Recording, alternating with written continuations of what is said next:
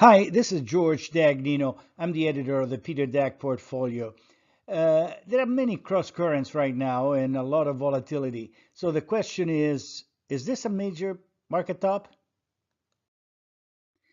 All our momentum indicators are pointing to a strong market, rising market, and this is good news. However, there is one gauge that is beginning to say to be careful. It may be a more cautious investment strategy is in order. In order to explain what it does and the reliability of this gauge, I need to go through two previous periods. One, the 2011-2012 pause in the stock market, and the other one in the 2015 and 16. Let's see what happens in those two periods. This is the 2011-2012 consolidation. The market peaked in early 2011 and really didn't do much for a year and a half, and then it started picking up steam and it started rising. So let's see now what our indicator is telling us, was telling us then. The indicator that is flagging some caution measure financial risk. And what you see here is that it started rising in 2011 and it steadily moved up. And as long as the kept rising, the market really did not do much. The market resumed its upward trend in 2012 when financial risk started declining. Okay, now let's see what happened in the next episodes, which is 2015-16. The market in 2015-16, as you can see, did not do much. In mid-2015, stopped rising, and then until for a good year and a half, didn't do much. And then, like in the episodes of 2011-12, it picking up steam and started growing. So it looks like this pause is a year and a half, about a year and a half. So let's see what happens to the indicator if financial risk was useful in telling us to be cautious. As you can see, financial risk started rising all the way to 2015 and the early part of 2016. In other words, financial risk was increasing, the market got nervous, it didn't go anywhere. But sometimes actually in the middle of 2016, financial risk declined, and this is when the market picked up steam and started growing again. Let's see now what is happening now, which is really what really matters.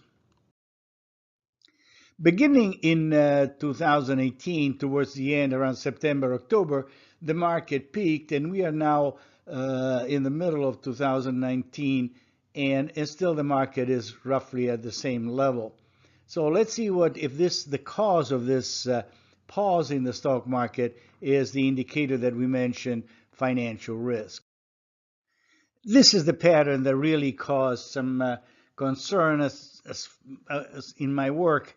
And I said, maybe here we are getting something that is beyond the trade wars and all that kind of nonsense, but it's more a financial issue.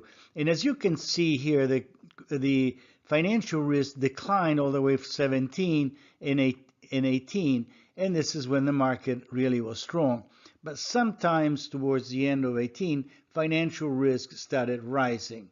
So the way I interpret this indicator is it's not time to panic, because really it's not reached the level of previous cycles. However, the fact that the market has not done anything since the middle of 2018, and at the same time, this indicator financial risk has bottomed and has started rising, it gives me pause, and I say, look, what have I got to lose?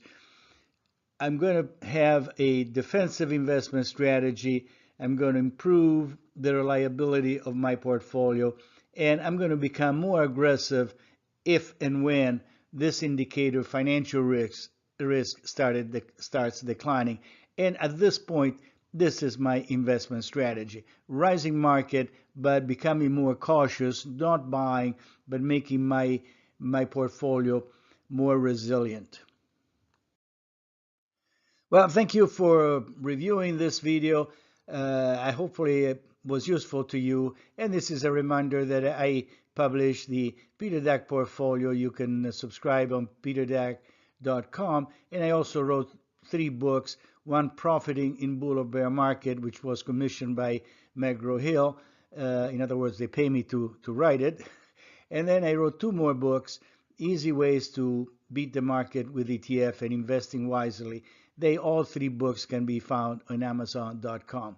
Again, thank you again for reviewing this video, and I hope to see you really soon. So long.